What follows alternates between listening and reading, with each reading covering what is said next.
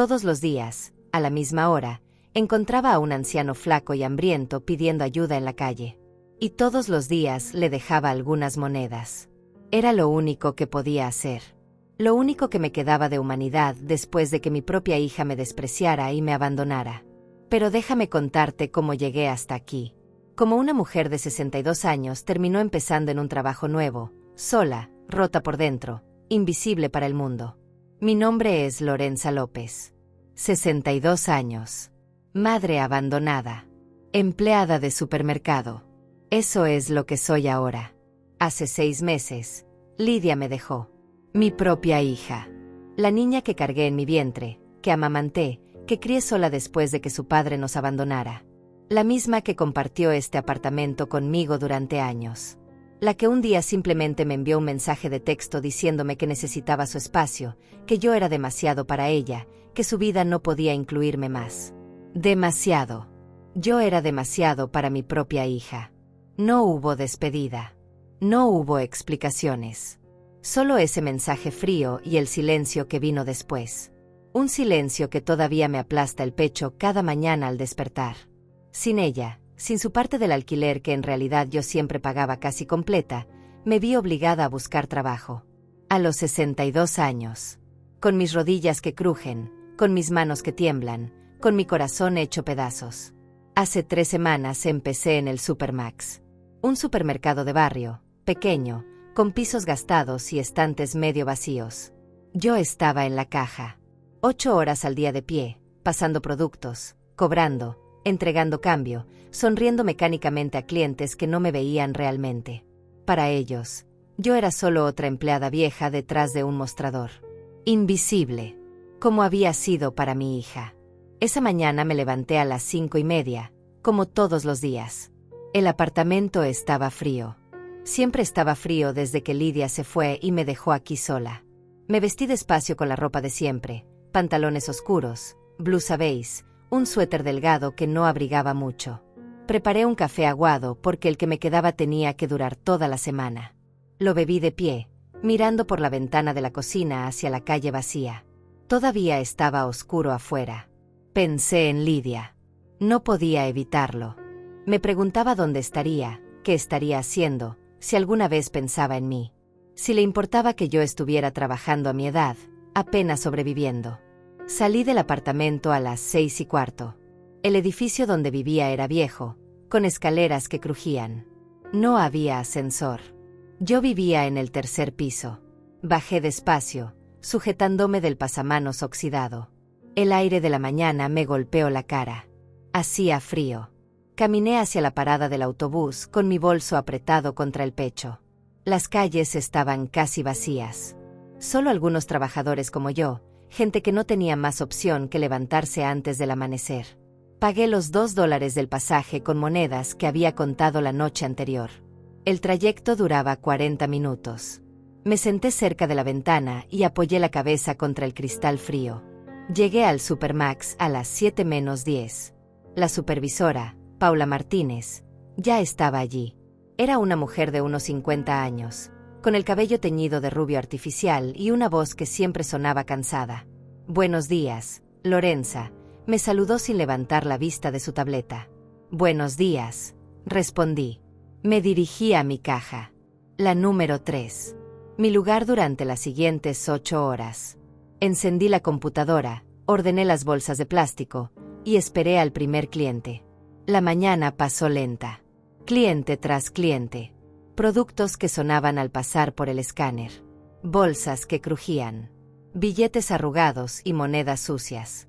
Todo era mecánico. Mis manos se movían solas mientras mi mente vagaba por lugares oscuros. A las 12 tuve mi descanso de 30 minutos. Salí por la puerta trasera del supermercado hacia el callejón donde algunos empleados fumaban o comían algo rápido.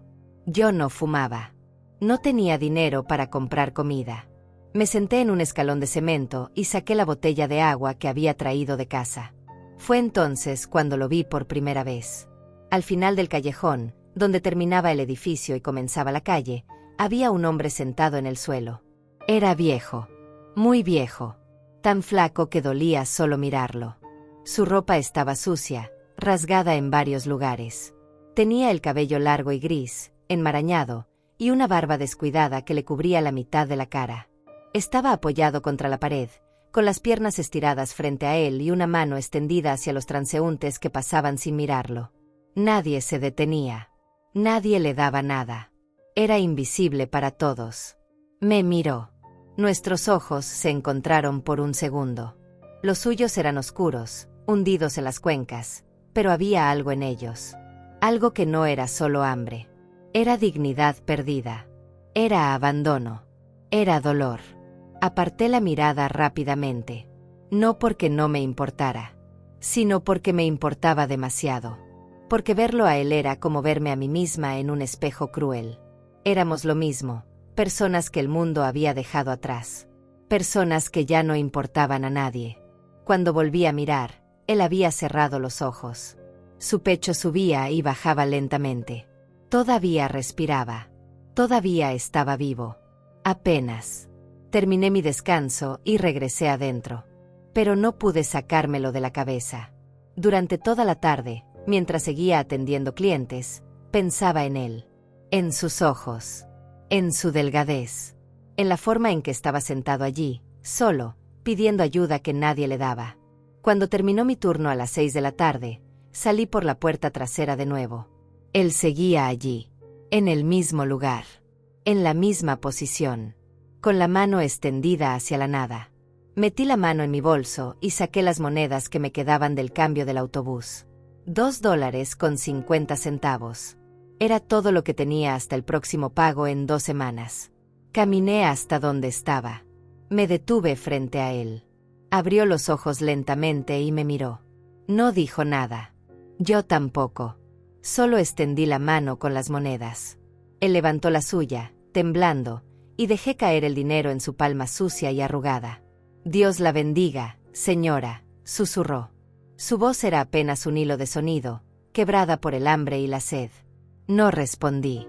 Di media vuelta y caminé hacia la parada del autobús. No sé por qué lo hice. No tenía mucho dinero. Apenas me alcanzaba para mí misma. Pero algo en él me había tocado una fibra que creía muerta. Algo me había hecho recordar que todavía era humana. Que todavía podía sentir algo además de mi propio dolor. El autobús me llevó de vuelta a casa.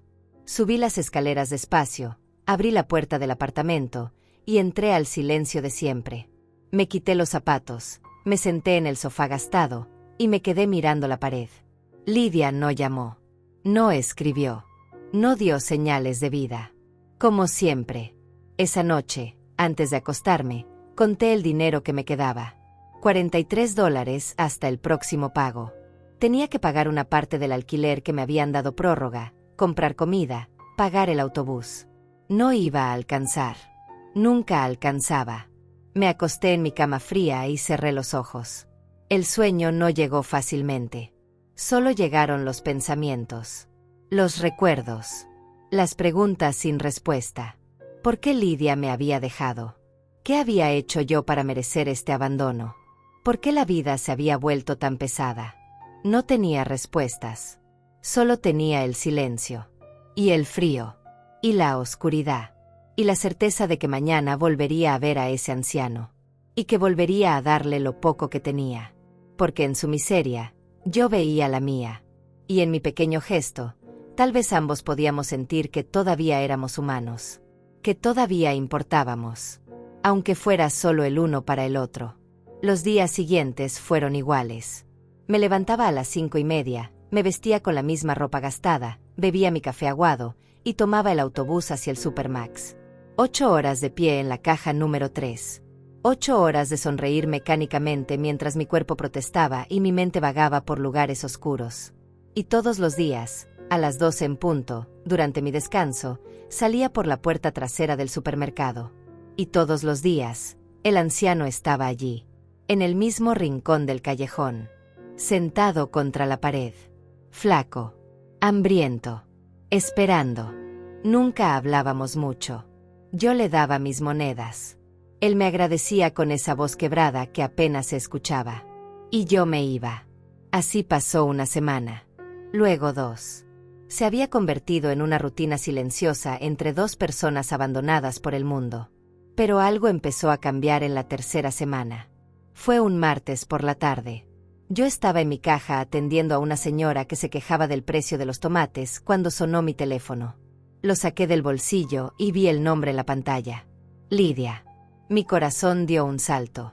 Hacía casi 7 meses que no sabía nada de ella.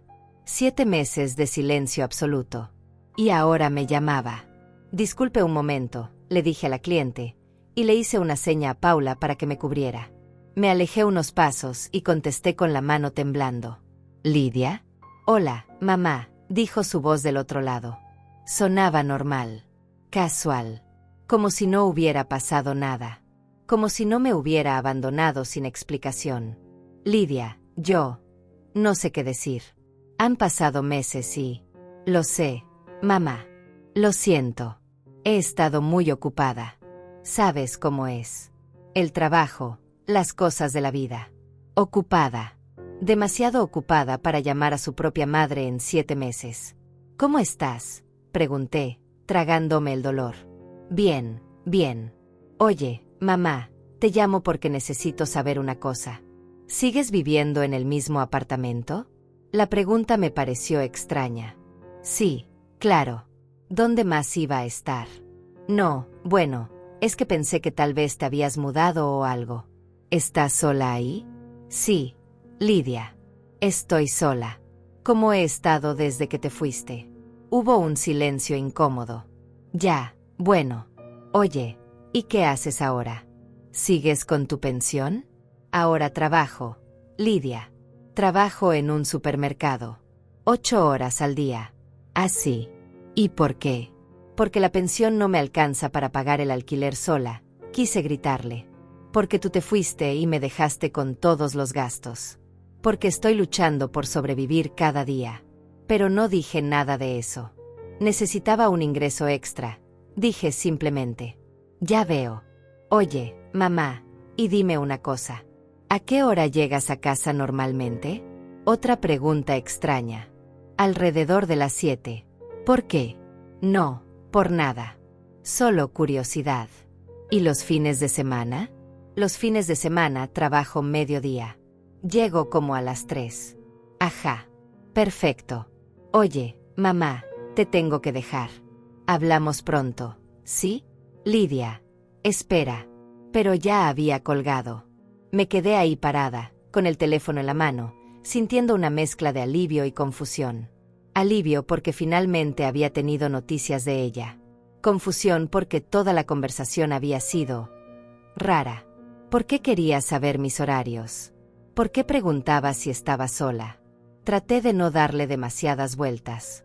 Tal vez era solo curiosidad. Tal vez estaba pensando en visitarme. Tal vez finalmente se había dado cuenta de que me había tratado mal y quería arreglar las cosas. Volví a mi caja y terminé mi turno. Cuando salí a las 6, el anciano seguía en su lugar. Le di mis monedas de siempre. $2. Él me miró con esos ojos hundidos y me agradeció como siempre. Esa noche, en mi apartamento, no pude dejar de pensar en la llamada de Lidia. Algo no encajaba. Después de 7 meses de silencio total, de repente me llamaba para preguntarme dónde vivía y mis horarios. Era extraño.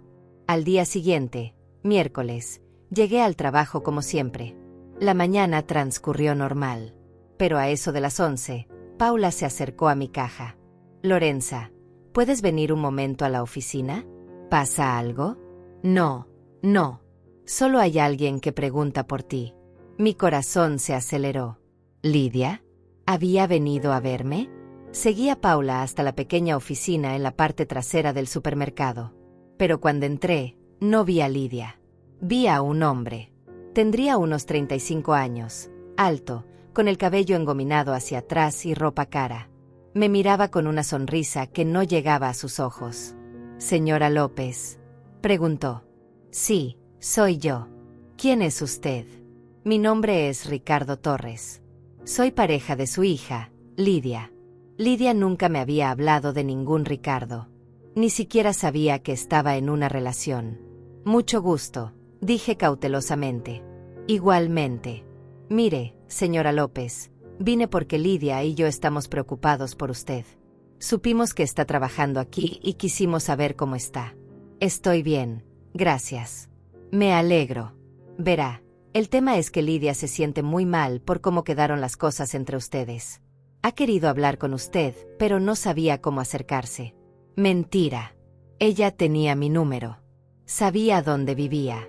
Si hubiera querido hablar conmigo, lo habría hecho. Entiendo, dije sin comprometerme. Señora López, el caso es que Lidia heredó recientemente algo de dinero de un tío lejano. No mucho, pero algo. Y quiere compartirlo con usted. Quiere ayudarla. Pero para eso necesitamos que firme algunos papeles. ¿Papeles? Sí. Son documentos legales. Ya sabe. Para la transferencia del dinero. También hay un seguro de vida que Lidia quiere poner a su nombre. Por si acaso. Para que esté protegida. Sacó un sobremanila de su maletín y lo puso sobre el escritorio. Solo necesito que firme aquí, aquí y aquí, dijo señalando varias líneas marcadas con X. Yo no soy tonta. Algo en todo esto no estaba bien. ¿Por qué Lidia no venía ella misma? ¿Por qué mandaba a este desconocido? ¿Por qué tanta urgencia con los papeles? Necesito leerlos primero, dije. Claro, claro. Pero señora López, son muchas páginas de lenguaje legal. Le va a tomar mucho tiempo.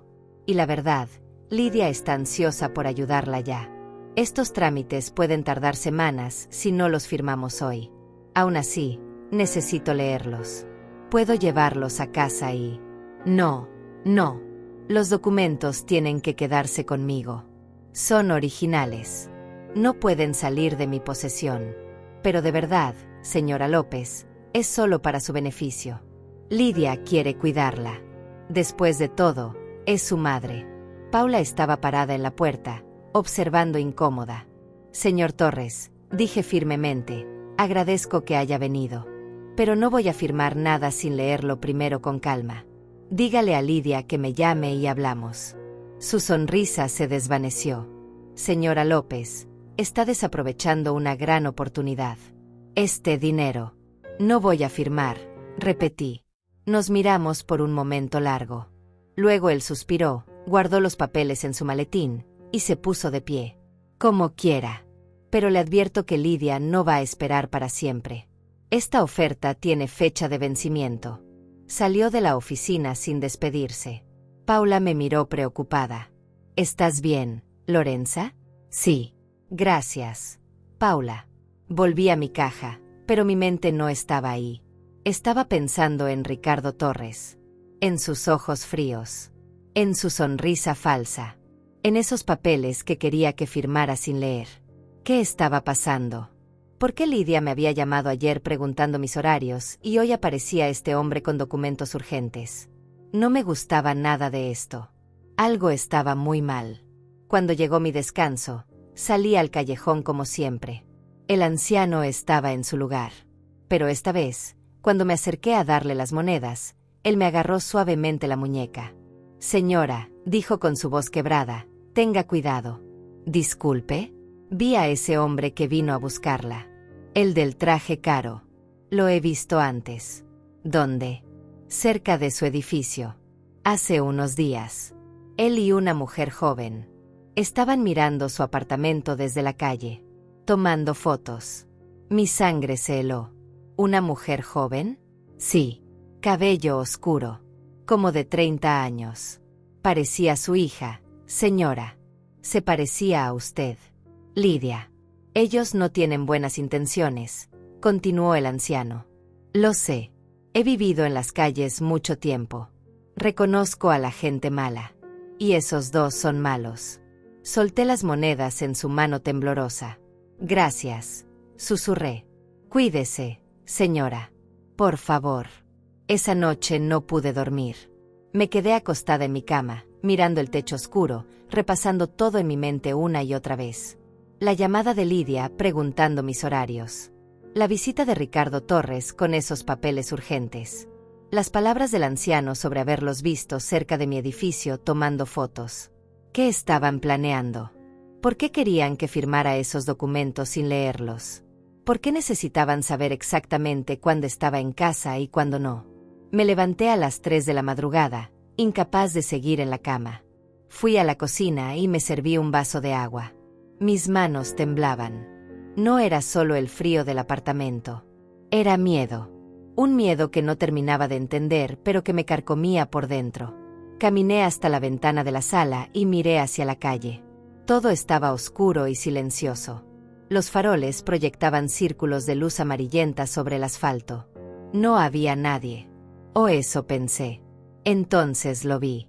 Un auto estacionado al otro lado de la calle. Las luces apagadas. Pero podía distinguir la silueta de alguien sentado en el asiento del conductor. Quieto. Mirando hacia mi edificio.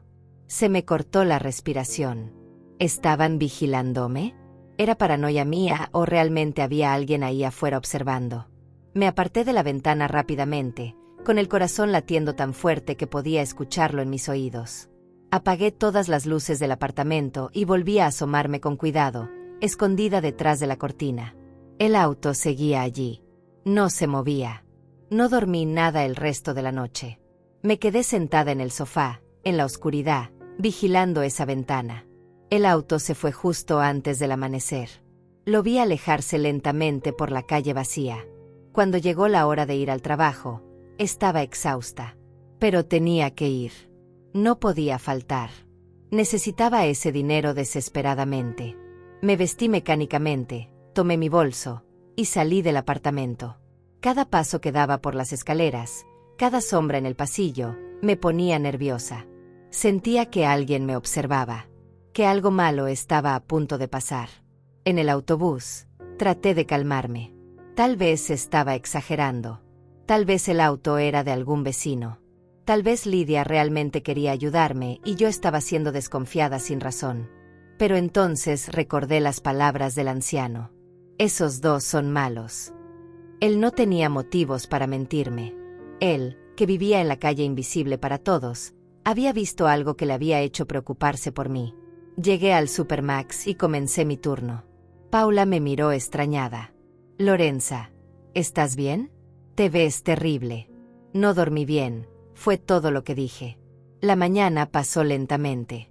Cada vez que sonaba mi teléfono, saltaba asustada. Pero Lidia no llamó. Ricardo Torres tampoco apareció. Todo parecía normal. Demasiado normal. A las 12 salí a mi descanso. El anciano estaba en su lugar de siempre. Cuando me acerqué, levantó la vista y me miró con preocupación. Señora, ¿está bien? Se ve peor que yo. Me senté en el escalón a su lado. Ya no me importaba guardar las distancias. Necesitaba hablar con alguien. Anoche había un auto estacionado frente a mi edificio. Le dije en voz baja. Alguien me estaba vigilando. Él asintió lentamente. No me sorprende. Esa gente está planeando algo. Lo sé. ¿Pero qué? ¿Qué quieren de mí? No tengo nada. Solo ese apartamento que alquilo y una pensión miserable. El anciano me miró con esos ojos hundidos que habían visto demasiado de la vida. Señora, ¿me permite preguntarle algo? ¿Tiene usted algún tipo de seguro? ¿Alguna propiedad a su nombre? ¿Alguna cuenta de banco con ahorros? Pensé por un momento. Tengo una cuenta de ahorros. No hay mucho, unos $3,000 que guardé durante años. Y tengo un pequeño terreno que me dejó mi madre en el pueblo donde crecí. No vale mucho, pero está a mi nombre. ¿Y su hija sabe de eso? Sí. Le conté hace años. Pensé que algún día ese terreno sería para ella. El anciano suspiró pesadamente. Señora, esos papeles que querían que firmara. Apuesto lo que sea a que eran documentos de transferencia. Querían que pusiera todo a nombre de su hija. Tal vez incluso un seguro de vida donde ella es la beneficiaria. Pero ¿por qué tanta urgencia? Yo podría simplemente darle esas cosas si me lo pidiera. El anciano me miró con una tristeza profunda en los ojos. Porque no quieren esperar a que usted se las dé. Y tal vez no quieren esperar a que usted muera de forma natural. Sus palabras cayeron como piedras en mi estómago. No podía estar sugiriendo lo que yo pensaba. No. Lidia es mi hija. Ella no. Señora, yo he vivido en las calles por 10 años. He visto cosas que usted no se imagina. He visto familias destruirse por dinero. He visto hijos matar a sus padres por herencias. He visto la maldad que puede haber en el corazón humano. Y le digo, esos dos que vi cerca de su casa, tienen maldad en los ojos. Me quedé en silencio, sintiendo como las lágrimas amenazaban con salir. No quería creerlo. No podía creerlo. Era mi hija. Mi propia sangre. Pero entonces recordé la llamada de Lidia. Su voz casual, desinteresada, preguntando mis horarios como quien pregunta el clima. Sin una disculpa real. Sin explicar su ausencia. Solo información. Fría. Calculada. ¿Qué debo hacer? Pregunté con voz quebrada. No sé, señora. Pero tenga mucho cuidado. No firme nada. No confíe en ellos. Y sobre todo, esté alerta. Le di mis monedas y volví adentro. El resto del día trabajé como autómata. Mi mente estaba en otro lugar. Tratando de procesar lo imposible. Tratando de aceptar que tal vez mi propia hija me quería hacer daño. Cuando terminó mi turno, salí del supermercado con miedo. Miré a mi alrededor antes de caminar hacia la parada del autobús. No vi nada extraño. Pero eso no me tranquilizó. En el autobús, un mensaje llegó a mi teléfono. Era de un número desconocido. Señora López, reconsidere nuestra oferta. Es por su propio bien. Ricardo Torres. Borré el mensaje con manos temblorosas. Cuando llegué a mi edificio, miré cuidadosamente hacia todos lados antes de entrar. No había autos sospechosos. No había nadie vigilando. Subí las escaleras rápidamente y entré a mi apartamento, cerrando la puerta con llave y poniendo la cadena de seguridad. Me quedé de pie en medio de la sala, respirando agitadamente. Mi propio hogar ya no se sentía seguro. Me sentía atrapada, vulnerable, sola. Revisé todas las ventanas, asegurándome de que estuvieran bien cerradas. Revisé la puerta 2 veces. Corrí las cortinas para que nadie pudiera ver desde afuera. Entonces me senté en el sofá y traté de pensar con claridad. Si lo que el anciano sugería era cierto, si Lidia y Ricardo realmente estaban planeando algo contra mí, necesitaba protegerme. ¿Pero cómo? ¿A quién podía acudir? ¿A la policía? ¿Y decirles qué? ¿Que mi hija me había llamado después de meses y que un desconocido me había pedido que firmara papeles? No tenía pruebas de nada. Solo sospechas. Solo miedo. Esa noche casi no cené. No tenía hambre. Me preparé para acostarme temprano, pero sabía que no iba a dormir. Me acosté con la ropa puesta, lista para salir corriendo si era necesario. El teléfono sonó cerca de la medianoche. Era Lidia. Dudé si contestar, pero finalmente lo hice. ¿Mamá? Sí. Oye, Ricardo me dijo que no quisiste firmar los papeles. ¿Por qué? Es dinero para ti. Es ayuda. Su voz sonaba irritada. No preocupada. No amorosa. Irritada. Quiero leerlos primero, Lidia. Quiero entender qué estoy firmando. No hay nada que entender. Es simple. Ricardo te lo explicó todo.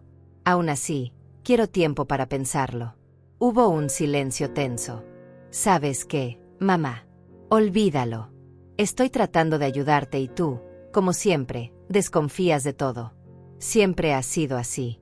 Siempre complicando las cosas. Lidia, yo solo. No. Ya me cansé.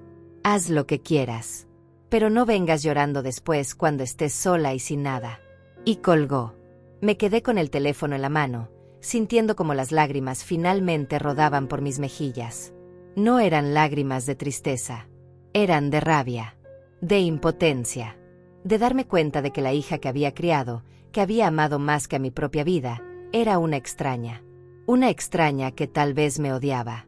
Una extraña que tal vez me quería muerta. No dormí esa noche tampoco. Me quedé despierta, escuchando cada ruido del edificio. Cada crujido. Cada paso en el pasillo. Esperando que algo pasara. Y algo en mi interior me decía que pronto pasaría. Los días siguientes fueron una tortura silenciosa. Cada mañana me levantaba con el cuerpo tenso, como si hubiera estado peleando en sueños. Iba al trabajo, cumplía mi turno, volvía a casa. Pero nada se sentía normal. Nada se sentía seguro. El anciano del callejón se había convertido en mi único confidente. Cada mediodía, durante mi descanso, me sentaba a su lado y le contaba mis miedos. Él escuchaba en silencio, asentía, y a veces me daba consejos con esa voz quebrada que apenas se escuchaba. «Han vuelto», me dijo un jueves. «Los vi ayer en la noche. El auto estacionado frente a su edificio. Se quedaron como 2 horas. ¿Está seguro?» «Seguro, señora. Yo duermo en el callejón detrás de su edificio. Los vi claramente. Sentí como el miedo me apretaba el pecho. No sé qué hacer. No puedo ir a la policía sin pruebas. No puedo acusar a mi propia hija de querer hacerme daño sin evidencia». El anciano me miró con esos ojos que habían visto demasiado. «Señora, ¿me permite decirle algo que tal vez no quiera escuchar? Dime, usted necesita salir de su casa, al menos por unos días, hasta que esto se aclare. No es seguro que esté ahí sola. ¿Y a dónde voy? No tengo familia. No tengo amigos cercanos. No tengo dinero para un hotel. Hay refugios. Lugares donde puede quedarse temporalmente. La idea de dormir en un refugio, con extraños, dejando mi apartamento vacío, me llenaba de pánico.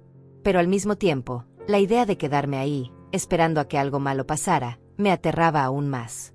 «Voy a pensarlo», le dije. «No piense mucho tiempo, señora. El peligro es real». Le di mis monedas de siempre, pero esta vez se las rechazó. «No, señora. Usted las necesita más que yo ahora. Guárdelas». Sus palabras me partieron el corazón. Este hombre que vivía en la calle, que no tenía nada, que dependía de la caridad de extraños, me estaba cuidando más que mi propia hija. «Gracias», susurré. «No solo por las monedas. Por todo». Él asintió y cerró los ojos, apoyando la cabeza contra la pared. Volví adentro con las piernas temblorosas. Esa tarde, cerca de las 5, mientras atendía a un cliente, vi algo por la ventana del supermercado que me heló la sangre. Era el auto, el mismo que había estado estacionado frente a mi edificio. Y adentro estaban Lidia y Ricardo Torres. Me estaban observando desde la calle. Nuestras miradas se encontraron por un segundo. Lidia no desvió la vista. Solo me miró con una expresión fría que no reconocí. Entonces Ricardo arrancó el auto y se fueron. Paula se acercó a mí. «Lorenza, estás pálida. ¿Qué pasa?» «Nada. Estoy bien». Pero no estaba bien. Estaba aterrada. Cuando terminó mi turno a las 6, salí por la puerta trasera como siempre. El anciano seguía en su lugar. Se incorporó al verme. «Señora», me dijo urgentemente, «hoy no vaya a su casa». «¿Qué?» «Escúcheme. Vi algo esta tarde. Ese hombre, Ricardo, entró a su edificio. Llevaba una bolsa grande. Estuvo adentro como 20 minutos. Cuando salió, la bolsa estaba vacía. Mi corazón comenzó a latir desordenadamente. ¿Entró a mi apartamento? No lo sé con seguridad. Pero subió al 3er piso. Su piso. ¿Cómo entró al edificio? Tiene llave. ¿O alguien le abrió desde adentro? Lidia tenía llave. Ella había vivido conmigo. Nunca me la había devuelto. Señora, por favor, escúcheme bien. No vaya a su casa esta noche. Quédese en cualquier otro lugar. Un hotel. La casa de algún conocido. Donde sea. Pero no vaya ahí. ¿Por qué? ¿Qué crees que hizo? No lo sé. Pero nada bueno. Señora, usted me ayudó tantas veces. Todos estos días me ha dado de comer cuando usted misma tiene hambre. Permítame retribuir. Permítame cuidarla. No vaya a casa hoy. Pase la noche en un hotel. Y mañana tendrá una sorpresa. Ya verá. Pero por favor, confíe en mí». Sus ojos suplicaban. Y algo en mi interior me dijo que debía escucharlo. ¿Pero cómo voy a pagar un hotel? No tengo suficiente dinero. Yo conozco un lugar. Barato. $20 la noche. Cerca de aquí. Le digo cómo llegar. Me dio las indicaciones. Era un hotelito viejo en el límite del barrio. No muy lejos de ahí. Pero mis cosas, dije débilmente. Mi ropa. Mis medicinas. ¿Están las cosas o está su vida, señora? Elija. Tenía razón. Lo sabía en mi corazón. Algo terrible había pasado en mi apartamento esa tarde. Algo que Ricardo había dejado ahí. Algo que podía hacerme daño. Está bien, dije finalmente. Voy a ir al hotel. El anciano soltó un suspiro de alivio. Bien. Muy bien. Mañana en la mañana. Vaya primero aquí al supermercado. No vaya directamente a su casa. Véngase primero aquí y yo le explico todo. ¿Qué vas a hacer? Voy a vigilar. Voy a estar atento. Y voy a conseguir ayuda si es necesario. No entendía completamente qué estaba planeando, pero confié en él. Este hombre sin hogar, sin nombre que yo supiera, sin nada en este mundo, se había convertido en mi ángel guardián. Le di un abrazo rápido. Él se quedó rígido, sorprendido. Probablemente hacía años que nadie lo tocaba con afecto. Gracias, le dije al oído. Gracias por cuidarme. Vaya, señora. Vaya ahora antes de que oscurezca. Caminé hacia el hotel siguiendo sus indicaciones. Mis piernas temblaban con cada paso. Seguía mirando hacia atrás, medio esperando ver el auto de Ricardo siguiéndome. Pero no había nadie. El hotel era exactamente como me lo había descrito. Viejo, con pintura descascarada, un letrero de neón medio roto. Pero estaba limpio y parecía seguro. La recepcionista era una mujer mayor con lentes gruesos que me miró sin mucho interés. Una noche, $20, dijo mecánicamente. Le di el dinero, billetes arrugados que había guardado en mi bolso. Me dio una llave con un número grabado. Habitación 203. Subí las escaleras, encontré la habitación, y entré. Era pequeña. Una cama individual, un baño diminuto, una ventana con cortinas raídas. Pero tenía cerradura. Tenía paredes. Estaba lejos de mi apartamento. Me senté en la cama y solo entonces me permití temblar. Todo mi cuerpo se sacudió con sollozos que había estado conteniendo durante días. Lloré por todo. Por Lidia. Por mi soledad. Por mi miedo. Por tener que esconderme en un hotel barato porque mi propia hija tal vez quería hacerme daño. No comí nada esa noche. No tenía hambre. Solo me acosté en esa cama extraña, en esa habitación extraña, y traté de dormir. Pero el sueño no llegó. Me quedé despierta, mirando el techo, escuchando los ruidos del hotel. Puertas que se abrían y cerraban. Voces en el pasillo. El zumbido de los tubos de luz de neón afuera. Y pensaba, ¿qué había dejado Ricardo en mi apartamento? ¿Qué había hecho? ¿Por qué el anciano estaba tan seguro de que yo corría peligro? Las horas pasaron lentamente. A la 1 de la madrugada. A las 2. A las 3. Seguía despierta, con los ojos abiertos en la oscuridad. Entonces, cerca de las 4 de la madrugada, escuché sirenas. Primero lejanas, luego más cerca. Más y más cerca. Mi corazón comenzó a latir fuerte. Me levanté de la cama y corrí hacia la ventana. Desde ahí podía ver parte de mi barrio. Y vi el resplandor. Naranja. Brillante. Creciendo. Fuego. Abrí la ventana y el olor llegó hasta mí. Humo. Algo estaba quemándose. Las sirenas se detuvieron cerca. Muy cerca. Me vestí rápidamente y bajé corriendo las escaleras del hotel. Salí a la calle y corrí hacia mi barrio. Eran solo 4 cuadras. Corrí como no había corrido en años, con el pecho ardiendo y las piernas protestando. Y entonces lo vi. Mi edificio. Mi hogar. Envuelto en llamas. Los bomberos ya estaban ahí, con sus mangueras apuntando al 3er piso. Mi piso. Las llamas salían de las ventanas de mi apartamento, lamiendo las paredes, consumiendo todo. Me quedé parada en medio de la calle, con las manos sobre la boca, viendo cómo todo lo que tenía desaparecía frente a mis ojos. Mi ropa. Mis fotos. Los pocos recuerdos que me quedaban de una vida que alguna vez tuvo sentido. Todo. Ardiendo. Un bombero se acercó a mí. Señora, tiene que retroceder. No es seguro. Yo vivo ahí, dije con voz quebrada. 3er piso.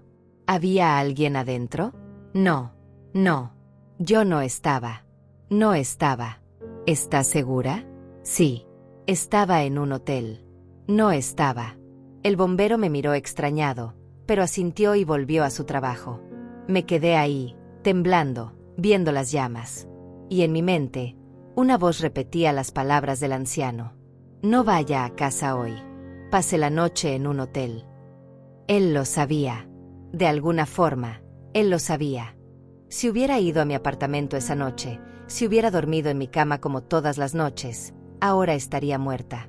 Quemada viva en un incendio que no fue accidente. Porque Ricardo había entrado a mi apartamento esa tarde. Había dejado algo. Algo que causó esto. Y Lidia lo sabía. Mi propia hija lo sabía. Me quedé en la calle hasta que el sol comenzó a salir. Los bomberos tardaron 3 horas en controlar el incendio. Cuando finalmente apagaron las llamas, lo que quedaba de mi apartamento era solo un cascarón negro y humeante. Las paredes ennegrecidas. Las ventanas rotas. Todo destruido. Otros vecinos del edificio estaban ahí también. La señora del segundo piso lloraba abrazada a su esposo. El joven del primer piso hablaba por teléfono con alguien, su voz agitada. Todos habían tenido que evacuar. Todos habían perdido algo. Pero yo era la única que había perdido todo. Y yo era la única que sabía que esto no había sido un accidente. Un inspector de bomberos se acercó a mí cerca de las 7 de la mañana. ¿Usted es la inquilina del apartamento 302? Sí. ¿Estaba usted en casa cuando comenzó el incendio? No. Pasé la noche en un hotel. ¿Por qué? La pregunta me tomó por sorpresa. ¿Cómo explicarle?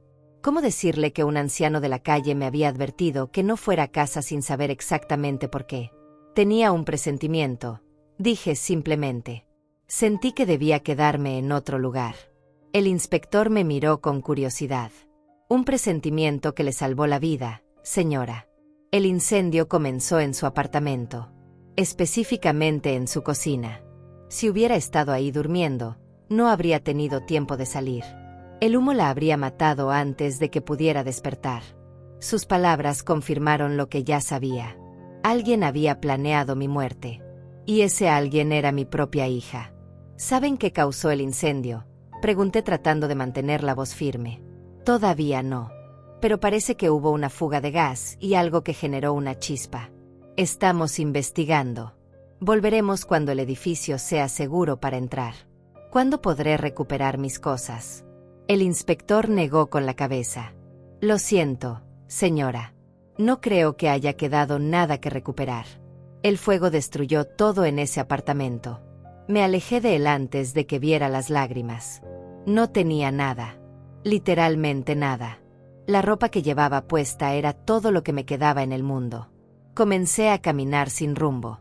Mis pies me llevaron automáticamente hacia el Supermax. Necesitaba ver al anciano. Necesitaba agradecerle. Necesitaba entender cómo había sabido. Llegué al supermercado a las 8 de la mañana. Todavía no abría. Pero fui directamente al callejón trasero donde el anciano siempre estaba. Mi corazón latía con fuerza. Tenía tanto que decirle. Tanto que preguntarle. Pero cuando doblé la esquina, me detuve en seco. Él no estaba solo. Había 2 policías con él. Y el anciano tenía algo en las manos. Un teléfono celular. Estaba mostrándoles algo en la pantalla. Uno de los policías me vio y me hizo una seña para que me acercara. ¿Usted es Lorenza López? Sí, respondí con voz temblorosa. Soy el oficial Martínez. Este señor nos ha estado contando algo muy interesante sobre el incendio en su edificio. Miré al anciano. Él me devolvió la mirada con esos ojos hundidos, pero llenos de determinación. Cuéntele, señora, dijo con su voz quebrada. Cuénteles todo lo que me contó a mí estos días. Sobre su hija. Sobre Ricardo Torres. Sobre los papeles que querían que firmara. Me senté en el escalón, con las piernas temblando, y comencé a hablar. Les conté todo. La llamada de Lidia preguntando mis horarios. La visita de Ricardo con los documentos urgentes. El auto estacionado vigilando mi edificio. Las palabras del anciano advirtiéndome. Todo. Los policías escuchaban en silencio, tomando notas. Cuando terminé, el oficial Martínez se volteó hacia el anciano. Señor Morales, muéstrele a la señora lo que nos mostró a nosotros. El anciano, cuyo apellido ahora sabía que era Morales, giró el teléfono hacia mí. En la pantalla había fotos. Fotos borrosas pero reconocibles. Ricardo Torres entrando a mi edificio ayer por la tarde. Ricardo subiendo las escaleras con una bolsa grande. Ricardo saliendo 20 minutos después sin la bolsa. ¿Cómo conseguiste esto?, pregunté asombrada. El teléfono no es mío, explicó. Es de un muchacho que duerme a veces en el callejón. Me lo prestó ayer. Algo me dijo que debía documentar lo que estaba pasando. Que usted iba a necesitar pruebas. Hay más, dijo el otro policía. Señor Morales, muéstrele el video. El anciano deslizó el dedo en la pantalla y apareció un video. Era de anoche. Grabado desde el callejón. Se veía mi edificio a lo lejos. Y se veía el auto de Ricardo estacionado en la calle. El video mostraba a Ricardo y Lidia dentro del auto, esperando. Mirando hacia mi ventana. Esperando. El video continuaba. Pasaron los minutos. 1 hora. 2 horas. Ellos seguían ahí. Esperando. Y entonces, cerca de las 4 de la madrugada, comenzó el fuego. Las llamas aparecieron en mi ventana. Y en el video, se podía ver claramente la reacción de Lidia y Ricardo. Ellos no parecían sorprendidos. No salieron del auto para ayudar. No llamaron a emergencias. Solo observaron. Y después de unos minutos, cuando las llamas eran visibles y las sirenas comenzaban a sonar a lo lejos, Ricardo arrancó el auto y se fueron. Se fueron sabiendo que yo estaba adentro. O eso pensaban ellos. Las lágrimas corrían por mi rostro mientras veía el video. Ver a mi hija ahí sentada, esperando mi muerte, observando cómo el edificio ardía, fue más doloroso que cualquier golpe físico. Señora López, dijo el oficial Martínez con voz firme, esto es evidencia de un intento de homicidio. Vamos a arrestar a su hija y a Ricardo Torres inmediatamente. Pero necesitamos que usted venga con nosotros a la estación a hacer una declaración formal. Asentí sin poder hablar. El otro policía se volvió hacia el anciano. Señor Morales, usted también necesita venir a declarar. Su testimonio es crucial. Yo voy donde la señora necesite, respondió el anciano. Me puse de pie con dificultad. El anciano se levantó también. Por primera vez lo vi de pie completo. Era más alto de lo que pensaba. Flaco como un esqueleto, pero había dignidad en su postura. Gracias, le dije. Me salvaste la vida. Usted salvó la mía primero, señora. Todos esos días que me dio de comer cuando usted misma tenía hambre. Todos esos días que me vio cuando el resto del mundo me ignoraba. Usted me devolvió la humanidad. Yo solo le devolví la vida. Nos llevaron a la estación de policía en el auto patrulla. Ahí pasé las siguientes 4 horas dando mi declaración. Conté todo con detalle. Cada conversación. Cada encuentro. Cada momento extraño. El anciano también declaró. Les mostró las fotos y el video. Les explicó cómo había estado vigilando porque algo le parecía mal. Cómo había visto a Ricardo entrar al edificio. Cómo había presenciado el incendio y documentado la reacción de Lidia y Ricardo. Mientras estábamos ahí, llegó un investigador de incendios. Había hecho una inspección preliminar del apartamento. Encontramos la causa, dijo. Alguien manipuló la válvula del gas en la estufa. La dejó abierta para que se acumulara gas en el apartamento. Y colocaron un temporizador conectado a un encendedor eléctrico en el tomacorriente cerca de la estufa. Cuando el temporizador se activó a las 4 de la madrugada, generó la chispa. Con todo ese gas acumulado, la explosión fue inmediata. Era un plan simple pero efectivo. Y si yo hubiera estado ahí durmiendo, estaría muerta. No habría tenido ninguna oportunidad. ¿Pudieron identificar de dónde vino el temporizador?, preguntó el oficial Martínez. Todavía no. Pero tenemos los restos. Los mandaremos a analizar para huellas dactilares.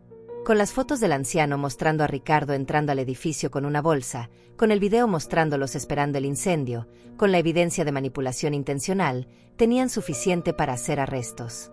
Vamos a buscarlos ahora, dijo el oficial Martínez. ¿Tiene usted las direcciones? Les di la última dirección que tenía de Lidia. Un apartamento al otro lado de la ciudad.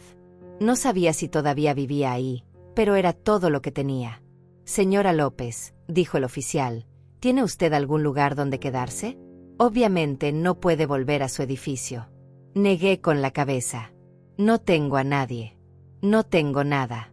Paula, mi supervisora, había llegado a la estación cuando se enteró de lo que había pasado. Se acercó a mí. Lorenza, puedes quedarte en mi casa mientras resuelves todo esto. Tengo un cuarto extra. No es gran cosa, pero es tuyo el tiempo que lo necesites. Sus palabras me quebraron. Rompí a llorar ahí mismo, frente a todos. Paula me abrazó mientras yo sollozaba en su hombro. Gracias, logré decir entre lágrimas. Gracias. Me volteé hacia el anciano, que estaba sentado en una silla cerca de nosotros, observando todo en silencio. ¿Y tú? Le dije. ¿Dónde vas a estar? Necesito poder encontrarte. Necesito agradecerte apropiadamente cuando esto termine. Yo estaré en mi lugar de siempre, señora. En el callejón. No se preocupe por mí. No, dije con firmeza. No más callejones. Paula, ¿conoces algún refugio donde pueda quedarse? Paula asintió. Conozco uno bueno. Limpio. Seguro. Puedo llevarlo si quiere. El anciano levantó la mano. No hace falta. Yo he sobrevivido en las calles 10 años. Puedo sobrevivir unos días más. No, insistí. Por favor. Déjame hacer esto por ti. Después de todo lo que hiciste por mí. Él me miró por un largo momento. Luego asintió lentamente. Está bien, señora. Si eso la hace feliz. Me hace feliz, dije. Me hace sentir que todavía soy humana. Esa misma tarde, la policía encontró a Lidia y Ricardo Torres. Estaban en el apartamento de ella, empacando. Planeaban irse de la ciudad. El oficial Martínez me llamó para darme la noticia. Los arrestamos a las 3 de la tarde, me dijo. Ambos están bajo custodia. Intentaron negar todo, pero con las fotos, el video y la evidencia del incendio provocado, no tienen muchas opciones. ¿Y ahora qué pasa?, pregunté con voz tembla. Ahora comienza la investigación formal. Revisaremos sus finanzas, sus comunicaciones, todo. Y usted tendrá que testificar cuando llegue el juicio. Está bien. Haré lo que sea necesario. Señora López, hay algo más que debe saber. Cuando registramos el apartamento de su hija, encontramos documentos. Documentos a su nombre. Transferencias de propiedad del terreno que usted mencionó. Un seguro de vida con su hija como beneficiaria por $150,000. Todo ya estaba preparado. Solo faltaba su firma, o su muerte. Mi sangre se heló. ¿$150,000? Sí. Su hija sacó ese seguro de vida a su nombre hace 2 meses. Pagó la prima con un préstamo. Estaba apostando a que usted moriría pronto para cobrar el dinero. 2 meses. Lidia había estado planeando esto durante 2 meses. Mientras yo pensaba que simplemente me había abandonado, ella estaba preparando mi asesinato. También encontramos mensajes, continuó el oficial. Mensajes entre su hija y Ricardo Torres. Déjeme leerle algunos. Hubo una pausa. Luego escuché su voz leyendo. Ricardo escribe, ¿estás segura de esto? Es tu madre. Y su hija responde, es una carga. Siempre lo ha sido. Y necesitamos ese dinero. El terreno vale como mínimo 80,000. El seguro 150. Es más de lo que vamos a ganar trabajando en 5 años.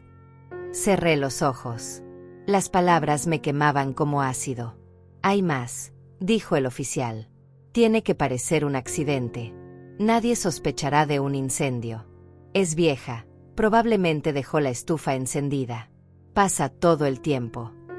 Y Ricardo responde, yo me encargo. Tengo un contacto que me puede conseguir el temporizador. Nadie lo va a notar entre los escombros. No podía respirar. Mi propia hija había escrito esas palabras.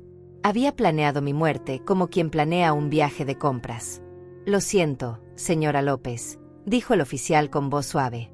Sé que esto debe ser muy difícil de escuchar.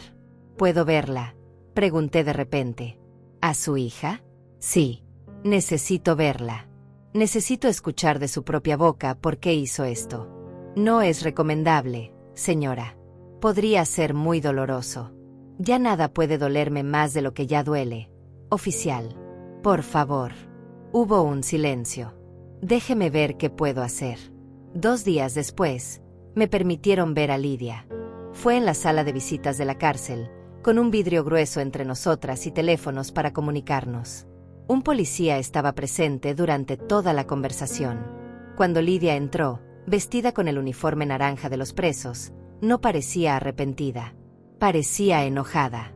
Se sentó frente a mí con los brazos cruzados y me miró con resentimiento. Tomé el teléfono con mano temblorosa.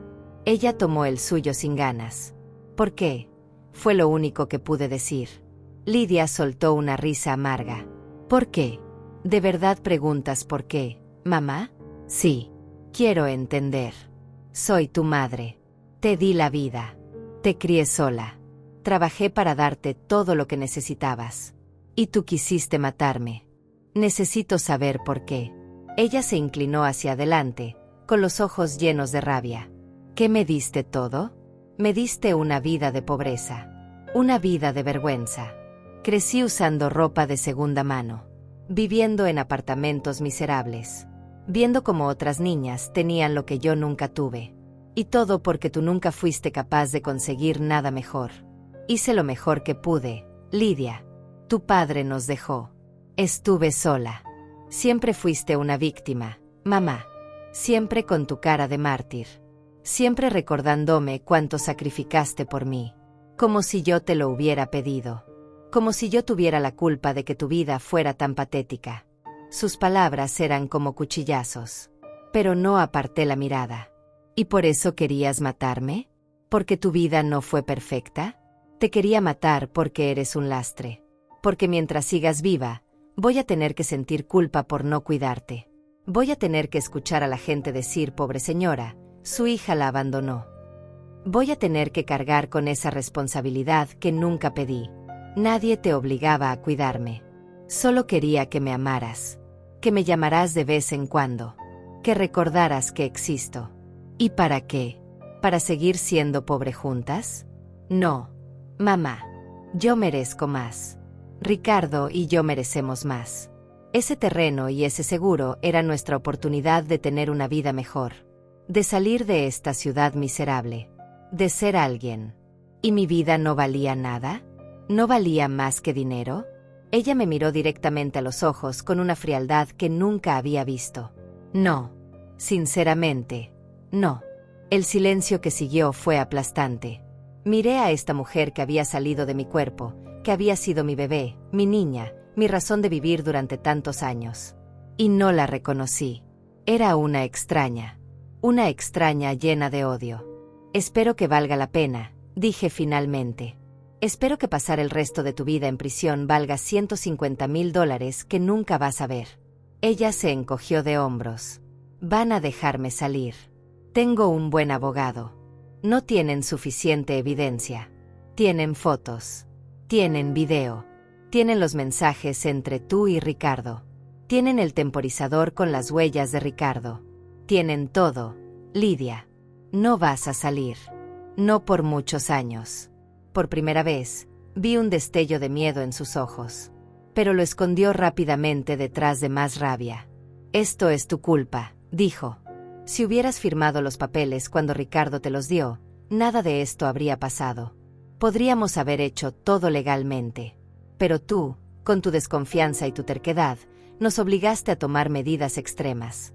¿Me estás culpando por no querer ser asesinada? Te estoy culpando por complicar todo siempre.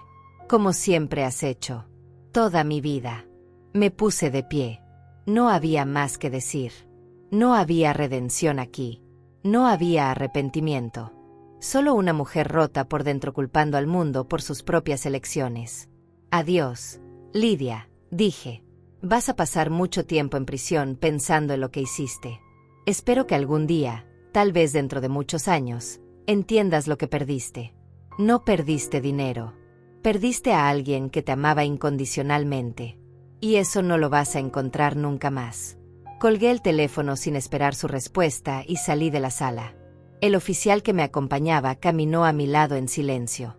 Afuera, Paula me esperaba en su auto. Me había acompañado a la prisión y había esperado pacientemente. ¿Cómo te fue?, preguntó cuando me subí. No lloré.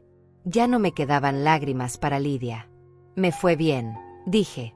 Obtuve las respuestas que necesitaba. ¿Y te ayudaron? Sí. Me ayudaron a entender que ella murió hace mucho tiempo. La niña que yo amaba ya no existe. Tal vez nunca existió realmente. Y ahora puedo hacer mi duelo y seguir adelante. Paula condujo de vuelta a su casa. En los últimos días, su hogar se había convertido en mi refugio. Ella me había dado ropa. Me había dado comida. Me había dado un lugar donde dormir sin miedo. Durante el trayecto, pensé en el anciano. Santiago Morales.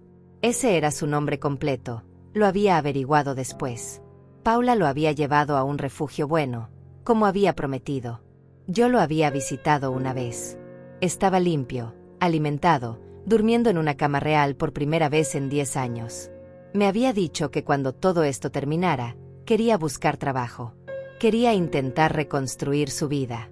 Yo le había prometido que lo ayudaría, que encontraríamos la forma, porque él me había salvado. No solo mi vida física, sino también mi alma. Me había demostrado que todavía había bondad en el mundo, que todavía había personas que se preocupaban sin esperar nada a cambio. Los días siguientes fueron una serie de reuniones con abogados, con investigadores, con la fiscalía. El caso contra Lidia y Ricardo se hacía más fuerte cada día. Habían encontrado más evidencia, más mensajes, más pruebas de que habían estado planeando esto meticulosamente. Ricardo intentó hacer un trato. Ofreció testificar contra Lidia a cambio de una sentencia reducida. Pero la fiscalía no estaba interesada. Tenían suficiente evidencia contra ambos. El abogado de Lidia intentó argumentar que todo había sido idea de Ricardo, que ella había sido manipulada. Pero los mensajes mostraban claramente que ella había sido igual de participante, igual de calculadora, igual de cruel. Un mes después del incendio, la fiscalía me informó que el juicio estaba programado para dentro de 3 meses. Ambos enfrentaban cargos de intento de homicidio, incendio intencional, fraude de seguro y conspiración. Si los encontraban culpables de todos los cargos, podrían pasar el resto de sus vidas en prisión. ¿Está lista para esto?, me preguntó el fiscal. Va a tener que testificar. Va a tener que contar todo frente a un jurado. Va a tener que ver a su hija sentada en la mesa de los acusados. Estoy lista, respondí con voz firme. Estoy lista para que se haga justicia. Mientras esperaba el juicio, mi vida comenzó a reorganizarse lentamente. Paula seguía dándome alojamiento en su casa, y yo insistía en ayudar con los gastos, aunque ella me decía que no hacía falta. Había vuelto a trabajar en el Supermax, ahora con un horario reducido mientras lidiaba con todo el proceso legal. El seguro del edificio me dio una compensación pequeña por la pérdida de mis pertenencias. $3,500. No era mucho, pero me permitió comprar algo de ropa nueva y guardar un poco para cuando pudiera rentar otro lugar. Cada vez que tenía un momento libre, visitaba a Santiago Morales en el refugio. Me había convertido en mi misión personal ayudarlo a reconstruir su vida, así como él había salvado la mía. La tercera vez que fui a visitarlo, me contó su historia. Estábamos sentados en la pequeña sala común del refugio, tomando café aguado de las tazas de plástico que ahí proporcionaban. Santiago había ganado algo de peso. Su rostro ya no se veía tan hundido. Alguien le había cortado el cabello y recortado la barba. Parecía 10 años más joven. Señora Lorenza, comenzó con su voz que ya no sonaba tan quebrada, usted me preguntó una vez por qué estaba en las calles. Nunca le contesté. Pero creo que merece saber. No tienes que contarme si no quieres, Santiago. Quiero. Necesito que alguien sepa que no siempre fui esto. Que alguna vez tuve una vida. Asentí y esperé. Hace 11 años, yo era ingeniero civil. Tenía un buen trabajo, una casa bonita, una esposa que amaba. Teníamos 2 hijos. Gemelos. Varones. Tenían 8 años cuando pasó. Su voz se quebró un poco. Tomó un sorbo de café antes de continuar. Hubo un accidente. Un accidente de auto. Mi esposa iba manejando con los niños. Un conductor borracho se pasó el alto. Los impactó directamente del lado donde estaban los niños. Murieron instantáneamente. Los 3. Mi esposa y mis 2 hijos. Cerré los ojos sintiendo su dolor. Lo siento mucho, Santiago. Yo no estaba ahí. Estaba en el trabajo. Cuando recibí la llamada del hospital, mi mundo se terminó. Literalmente se terminó. Fui al funeral. Los enterré a los 3. Y después simplemente no pude seguir. ¿Qué pasó? Dejé de ir al trabajo. Dejé de comer. Dejé de todo. Mis amigos intentaron ayudar al principio, pero yo los alejaba. No quería ayuda. Quería morirme. Perdí mi trabajo. Perdí mi casa porque no pagaba la hipoteca. Perdí todo. Y eventualmente terminé en las calles. No porque no tuviera opciones, sino porque ya no me importaba nada. Ya no quería vivir. ¿Y por qué seguiste vivo entonces? Se encogió de hombros. Cobardía, tal vez. O tal vez alguna parte de mí todavía creía que había una razón para seguir respirando, aunque no pudiera verla. ¿Y ahora? ¿Ahora puedes verla? Me miró con esos ojos que habían visto tanto dolor. Sí, usted me la mostró, señora Lorenza. Todos esos días que me dio de comer. Que me vio como un ser humano y no como basura en la calle. Usted me recordó que todavía importaba. Que mi vida todavía tenía valor. Y cuando vi que estaba en peligro, algo en mí despertó. Pensé, esta mujer me salvó a mí. Ahora yo tengo que salvarla a ella. Tengo una razón para estar vivo. Una última cosa importante que hacer. Las lágrimas corrían por mi rostro. No fue lo último, Santiago. Todavía tienes mucho que hacer. Todavía tienes mucho que dar. Tal vez tiene razón. Por primera vez en 11 años, me estoy permitiendo pensar en un futuro. En conseguir trabajo. En tener un apartamento. En vivir de nuevo. Vamos a lograrlo juntos, le prometí. Tú me ayudaste. Ahora yo te ayudo. Y cumplí esa promesa. En las semanas siguientes, lo ayudé a conseguir sus documentos. Su identificación había expirado hacía años. Su licencia de conducir estaba vencida. No tenía nada que probar a quién era. Fuimos a las oficinas del gobierno. Llenamos formularios. Esperamos en filas interminables. Pero eventualmente, Santiago Morales volvió a existir oficialmente. Tenía una identificación nueva. Tenía un certificado de nacimiento. Tenía papeles que probaban que era una persona real. Paula nos ayudó también. Conocía a alguien que trabajaba en construcción y necesitaba trabajadores. No era trabajo de ingeniería, pero Santiago estaba dispuesto a empezar desde abajo. Lo contrataron para cargar materiales y limpiar el sitio de construcción. $50 al día. No era mucho, pero era un comienzo. Vi cómo Santiago se transformaba día a día. Cómo recuperaba su dignidad. Cómo volvía a caminar con la cabeza en alto. Cómo sus ojos recuperaban algo de la luz que había perdido 11 años atrás. Y yo también me transformaba. El dolor de lo que Lidia había hecho todavía estaba ahí. Probablemente siempre estaría ahí. Pero ya no me definía. Ya no era solo una madre abandonada y traicionada. Era una sobreviviente. Era una mujer que había mirado a la muerte a los ojos y había vivido para contarlo. 2 meses después del incendio, el fiscal me llamó para una reunión. Señora López, tenemos noticias. Ricardo Torres aceptó un acuerdo de culpabilidad. Se declaró culpable de todos los cargos a cambio de 25 años de prisión sin posibilidad de libertad condicional por los primeros 15. ¿Y Lidia? Su hija rechazó cualquier acuerdo. Insiste en que es inocente. Dice que todo fue idea de Ricardo y que ella no sabía nada del plan. Pero los mensajes claramente muestran. Lo sé. Tenemos toda la evidencia. Pero ella ha decidido ir a juicio. Su abogado va a argumentar que Ricardo la manipuló, que ella estaba bajo su influencia, que no entendía lo que estaba haciendo. ¿Y cree que eso va a funcionar? No. Los mensajes son demasiado claros. Su participación es obvia. Pero tiene derecho a un juicio. Y vamos a dárselo. Y vamos a ganar. El juicio comenzó 3 semanas después. Fue en el tribunal del condado, una sala grande con bancos de madera oscura y un juez de rostro serio detrás de un estrado alto. Yo estaba ahí todos los días, sentada en la sección del público, viendo cómo presentaban la evidencia, viendo cómo los fiscales construían su caso pieza por pieza. Mostraron las fotos que Santiago había tomado de Ricardo entrando a mi edificio. Mostraron el video del auto estacionado esperando el incendio.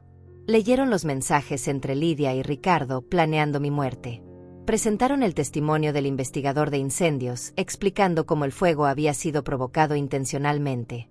Y eventualmente, me tocó a mí testificar.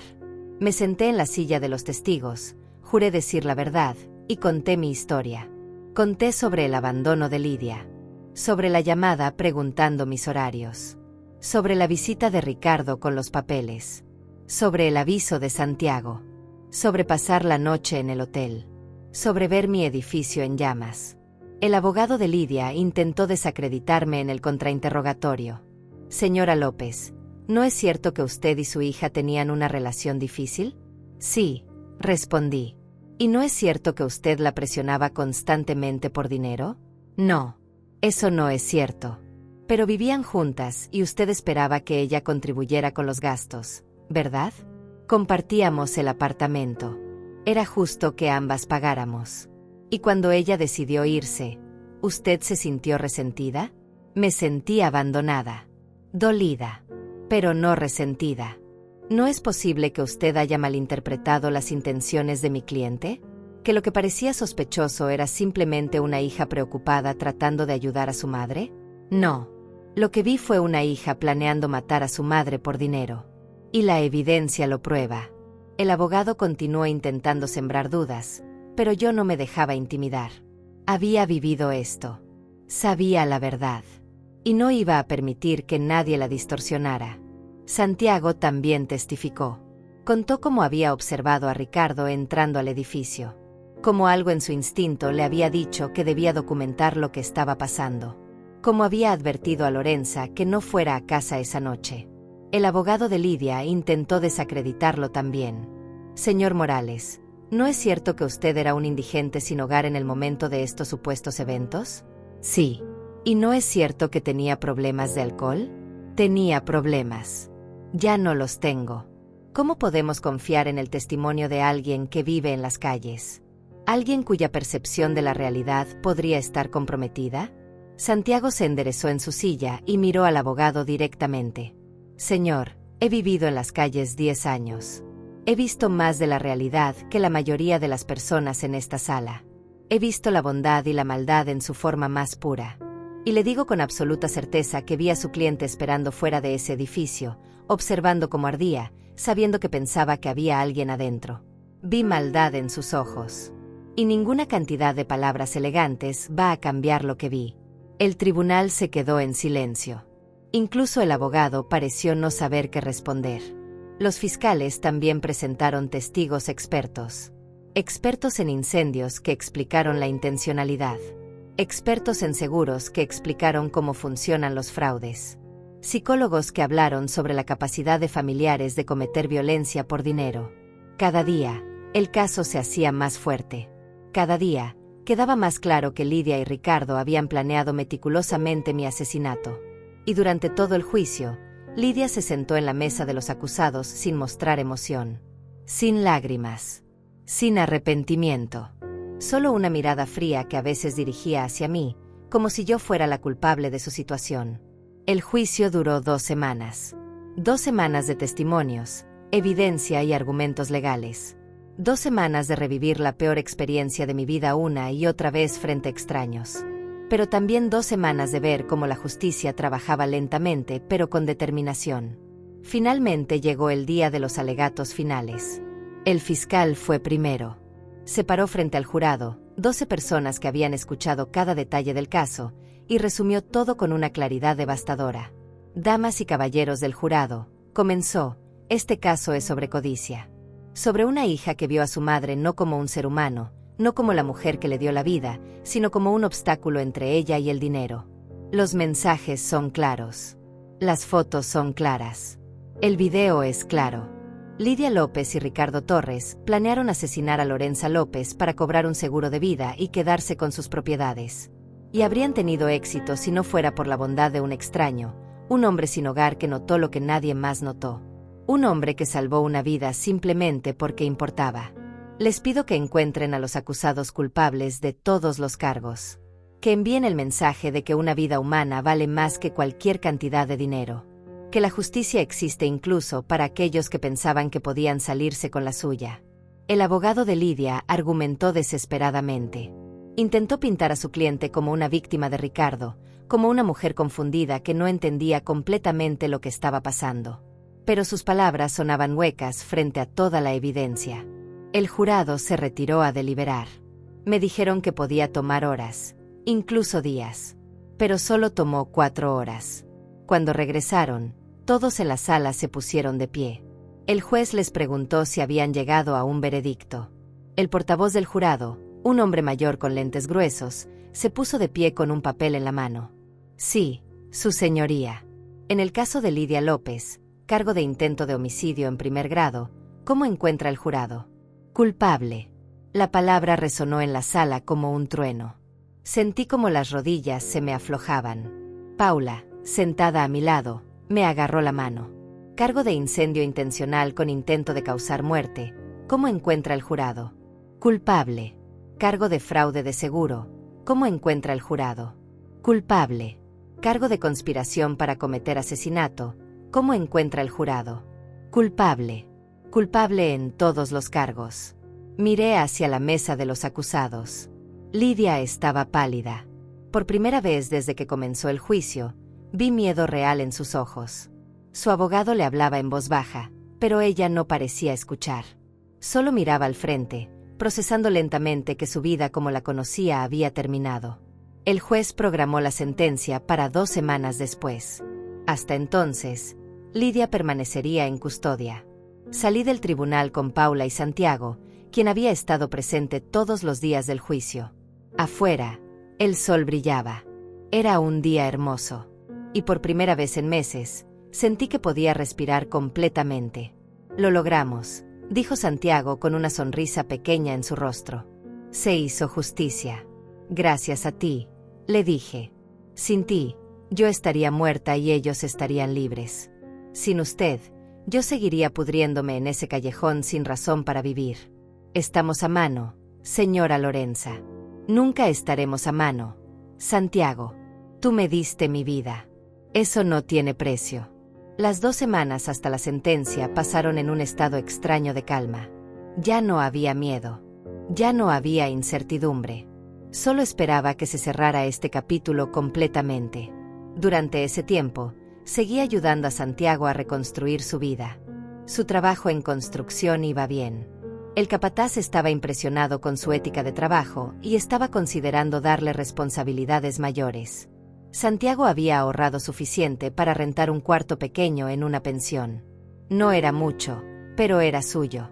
Tenía un techo. Tenía paredes. Tenía dignidad. Un día, mientras tomábamos café en una cafetería barata cerca del Supermax, me dijo algo que me sorprendió. Señora Lorenza, he estado pensando en mis hijos. En mis gemelos que murieron hace 11 años. Sí, durante todos estos años, he sentido culpa por seguir vivo cuando ellos murieron. Sentía que no merecía vivir una vida que ellos no pudieron tener. Pero últimamente he estado pensando diferente. ¿Cómo? Creo que ellos querrían que yo viviera. Que aprovechara cada día que tengo. Que hiciera algo bueno con el tiempo que me queda. Y creo que salvarla a usted fue parte de eso. Tal vez fue por eso que sobreviví todos estos años. Para estar en ese callejón ese día específico. Para ver lo que vi. Para salvar una vida porque no pude salvar las suyas. Sus ojos brillaban con lágrimas sin derramar. Gracias por darme una razón para seguir, continuó. Gracias por verme cuando nadie más lo hacía.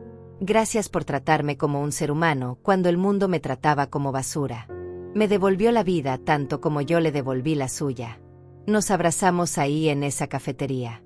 2 personas rotas que se habían encontrado en el momento exacto en que ambos lo necesitaban. 2 sobrevivientes aferrándose el uno al otro en un mundo que había tratado de destruirlos. El día de la sentencia llegó. Volví al tribunal. La sala estaba llena. Periodistas, curiosos, algunos vecinos de mi antiguo edificio. Todos querían ver cómo terminaba esta historia. El juez entró y todos nos pusimos de pie. Lidia fue traída desde la custodia. Se veía demacrada. Había perdido peso. Tenía ojeras profundas. La prisión preventiva la había cambiado físicamente, aunque todavía no mostraba arrepentimiento en su rostro. El juez revisó los documentos frente a él. Luego miró a Lidia directamente. Señorita López, ha sido encontrada culpable por un jurado de sus pares de intento de homicidio, incendio intencional, fraude de seguro y conspiración. Estos son crímenes graves. Crímenes que muestran una frialdad y calculación que esta corte encuentra particularmente perturbadora. Usted intentó asesinar a su propia madre por dinero. No por necesidad desesperada, sino por codicia. Eso habla de un carácter profundamente dañado. Hizo una pausa. ¿Tiene algo que decir antes de que pronuncie la sentencia? Lidia se puso de pie lentamente. Su abogado le susurró algo, pero ella lo ignoró. Me miró directamente a los ojos por primera vez desde que comenzó todo esto. Lo siento, dijo con voz plana. Lamento haber sido atrapada. Lamento que el plan no funcionara. Lamento que ese indigente metiche haya estado ahí para arruinarlo todo. Pero no lamento haber intentado librarme de ti, mamá. Fuiste una carga toda mi vida. Y aunque vaya a prisión, al menos ahora estoy libre de ti. El tribunal quedó en silencio total. Incluso su abogado se veía horrorizado. El juez apretó la mandíbula. Gracias por hacer esto fácil, señorita López. Su completa falta de remordimiento confirma que mi decisión es correcta. Miró sus papeles de nuevo. Por el cargo de intento de homicidio en primer grado, la sentenció a 30 años de prisión. Por incendio intencional con intento de causar muerte, 20 años adicionales. Por fraude de seguro, 10 años. Por conspiración, 15 años. Las sentencias se cumplirán consecutivamente, no concurrentemente. Total, 75 años de prisión sin posibilidad de libertad condicional durante los primeros 50 años. Golpeó el mazo. Lidia se tambaleó. 75 años. Tenía 32 años. No saldría hasta que tuviera más de 100. Esencialmente, era una cadena perpetua. Los oficiales se la llevaron. Ella miró hacia atrás una vez, y nuestros ojos se encontraron. Esperé ver algo. Arrepentimiento. Tristeza. Cualquier cosa. Pero solo vi rabia. Rabia porque había fallado. Rabia porque tendría que pagar por sus acciones. Y en ese momento, finalmente la dejé ir. La hija que había amado había muerto hace mucho tiempo, si es que alguna vez existió. Esta mujer que la había reemplazado era una extraña. Y ya no era mi responsabilidad. Ya no era mi dolor. Salí del tribunal por última vez. Santiago y Paula me esperaban afuera.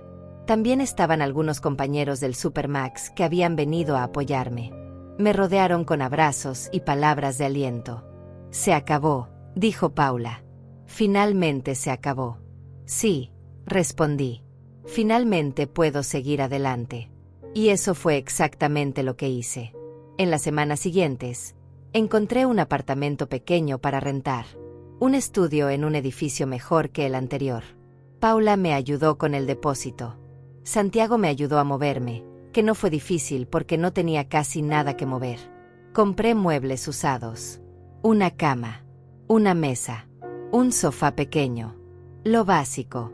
Y lentamente, muy lentamente, convertí ese espacio vacío en un hogar. Seguí trabajando en el Supermax. Pero ahora, cuando llegaba a casa, tenía paz. No había miedo. No había peligro. Solo silencio tranquilo. Santiago siguió progresando. Su jefe lo promovió a asistente de supervisión en el sitio de construcción. Su salario aumentó a $80 al día. Consiguió un apartamento mejor. Empezó a asistir a un grupo de apoyo para personas que habían perdido familiares. Estaba sanando. Estaba viviendo de nuevo. Nos veíamos al menos una vez por semana. A veces tomábamos café. A veces solo caminábamos por el parque. Habíamos formado un vínculo que iba más allá de salvador y salvada. Éramos amigos. Éramos familia elegida. 6 meses después del juicio, mi vida había encontrado un ritmo nuevo. Ya no era la mujer rota que había sido. Todavía llevaba las cicatrices, por supuesto. Algunas heridas nunca sanan completamente, pero había aprendido a vivir con ellas. Había aprendido que el dolor no tiene que definirte. Una tarde de sábado, Santiago me llamó. Señora Lorenza, ¿tiene tiempo hoy? Me gustaría llevarla a un lugar. Claro. ¿A dónde? Es una sorpresa. La recojo en 1 hora. Llegó manejando un auto viejo pero funcional que había comprado con sus ahorros. Estaba orgulloso de él. Era otro símbolo de su renacimiento. Otro paso hacia la vida que había perdido hacía tantos años. Manejamos durante 40 minutos hasta llegar a las afueras de la ciudad. Finalmente se detuvo frente a un cementerio. Mi corazón se apretó cuando entendí a dónde me había traído. Bajamos del auto y caminamos entre las lápidas hasta que Santiago se detuvo frente a 3 piedras juntas. Las lápidas de su esposa y sus hijos gemelos. Señora Lorenza, dijo con voz suave, quiero que conozca a mi familia. Elena, mi esposa. Y Mateo y Daniel, mis hijos. Ellos tendrían 19 años ahora. Probablemente estarían en la universidad. Probablemente serían jóvenes brillantes llenos de sueños. Se arrodilló y limpió las hojas que habían caído sobre las lápidas. No había venido aquí en 11 años. Continuó. Después del funeral, no pude regresar. Era demasiado doloroso. Pero hoy sentí que era el momento. Sentí que necesitaba presentarles a la persona que me ayudó a encontrar el camino de vuelta a la vida. Las lágrimas corrían por mi rostro.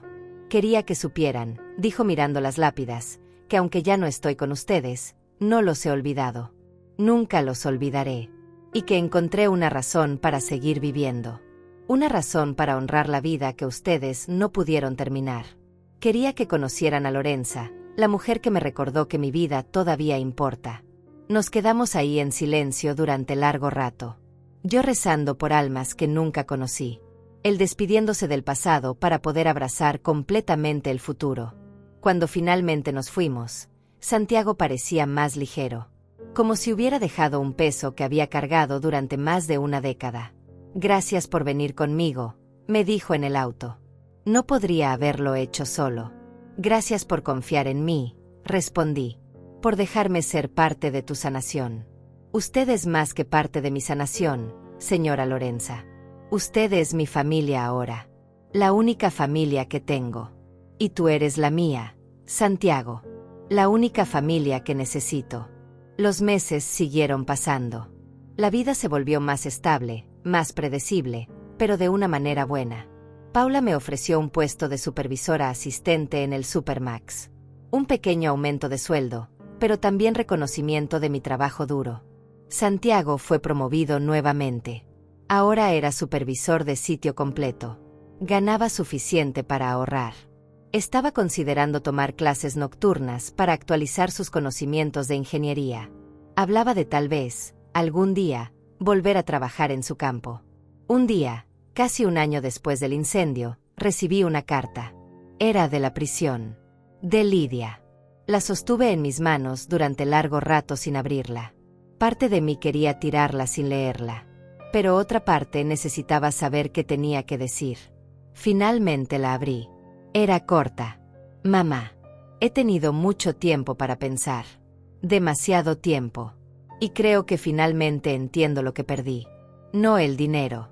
No el terreno. No mi libertad. Te perdí a ti. Y perdí la oportunidad de ser una persona mejor. No espero tu perdón. No lo merezco. Solo quería que supieras que lo siento. Realmente lo siento. Por todo. Lidia. Leí la carta 3 veces. Busqué sarcasmo, busqué manipulación, busqué cualquier cosa falsa. Pero solo encontré palabras simples de arrepentimiento. Tal vez genuinas. Tal vez no. Probablemente nunca lo sabría con certeza. No respondí la carta. Tal vez algún día lo haría. Tal vez en algunos años, cuando el dolor fuera menos agudo, podría encontrar espacio en mi corazón para el perdón. Pero no ahora. Ahora todavía necesitaba sanar. Guardé la carta en un cajón y seguí con mi vida. Santiago conoció a alguien. Una mujer llamada Ana que trabajaba en la oficina de la empresa de construcción. Tenía su propia historia de pérdida y superación. Tenía su propia colección de cicatrices. Se entendieron inmediatamente. Me la presentó después de 3 meses de estar saliendo. Era amable, con ojos cálidos y una sonrisa genuina. Me agradó inmediatamente. Señora Lorenza, me dijo Ana, Santiago me ha contado todo sobre usted. Sobre cómo lo salvó. Sobre cómo le devolvió la vida. Él me salvó primero, respondí. Salvó mi vida literalmente. Entonces se salvaron el uno al otro, dijo con una sonrisa. Eso es hermoso. Y lo era. Era hermoso como 2 personas rotas se habían encontrado en el momento exacto en que ambos lo necesitaban. Como habían construido algo bueno de las cenizas de sus vidas destruidas. Pasó otro año. Santiago y Ana se casaron en una ceremonia pequeña. Yo fui su testigo. Lloré durante toda la ceremonia. Lágrimas de alegría por ver a este hombre que había estado al borde de la muerte, solo y sin esperanza, ahora de pie con una sonrisa en su rostro, prometiendo su vida a alguien más. Paula conoció a alguien también. Un viudo amable que venía a comprar al supermercado. Empezaron a hablar, luego a tomar café, luego a salir. El amor llegaba en los momentos más inesperados. En cuanto a mí, aprendí a estar bien sola. No sola de la manera dolorosa que había estado antes, sino sola en paz. Tenía mi apartamento. Tenía mi trabajo. Tenía amigos que se habían convertido en familia. Tenía una vida que valía la pena vivir. A veces, cuando cerraba los ojos, todavía podía ver las llamas. Todavía podía sentir el pánico de esa noche. Todavía podía escuchar las palabras crueles de Lidia. Pero esos momentos eran cada vez menos frecuentes. Cada vez menos intensos. El trauma no desaparece completamente. Pero aprendes a vivir con él. Aprendes que puedes ser más fuerte que tu peor momento. Que puedes sobrevivir lo impensable y encontrar alegría del otro lado. 2 años después del incendio, volví al callejón detrás del Supermax. El lugar donde todo había comenzado. El lugar donde un anciano hambriento se sentaba todos los días esperando limosna. El lugar donde 2 vidas se habían cruzado y cambiado para siempre. Ya no había nadie ahí. El callejón estaba vacío. Limpio. Pero podía sentir el peso de lo que había pasado en ese lugar. Podía sentir el eco de conversaciones susurradas y advertencias que salvaron una vida. Saqué $2.50 de mi bolsillo. Las mismas monedas que solía darle a Santiago todos los días. Las dejé en el escalón donde él solía sentarse. Un pequeño monumento a lo que había sido. Un recordatorio de que los pequeños actos de bondad pueden cambiar el mundo. Porque eso es lo que aprendí de todo esto. Que la bondad importa. Que ver a las personas invisibles importa. Que extender la mano, incluso cuando apenas tienes algo que dar, puede salvar vidas de maneras que nunca imaginarás. Santiago me salvó la vida. Pero yo salvé la suya primero sin saberlo. Solo con verlo. Solo con tratarlo como un ser humano digno de respeto. Solo con darle algunas monedas cuando yo misma tenía hambre. Y ese ciclo de bondad, ese círculo de salvación mutua, era la lección más importante de todas. Caminé de vuelta a mi apartamento mientras el sol se ponía. Las calles estaban llenas de gente volviendo del trabajo, de niños jugando, de vida sucediendo en toda su hermosa complejidad. Y yo era parte de esa vida. Ya no estaba al margen. Ya no era invisible. Ya no estaba sola. Tenía 63 años. Había sobrevivido a lo peor que la vida podía lanzarme. Había mirado a la muerte a los ojos y había vivido para contarlo. Había perdido una hija, pero había ganado una familia elegida. Había perdido todo en un incendio, pero había encontrado algo más valioso: esperanza. El futuro se extendía frente a mí, incierto pero lleno de posibilidades. Y por primera vez en mucho tiempo, estaba ansiosa por vivirlo. Un día a la vez. Una bondad a la vez. Una vida reconstruida desde las cenizas, más fuerte que antes. Porque eso es lo que somos los sobrevivientes. No víctimas de nuestras circunstancias, sino arquitectos de nuestros propios renacimientos. Y mi renacimiento había comenzado el día que decidí ver a un anciano hambriento y darle algo de lo poco que tenía. El día que elegí la bondad sobre la indiferencia. El día que ambos nos salvamos el uno al otro.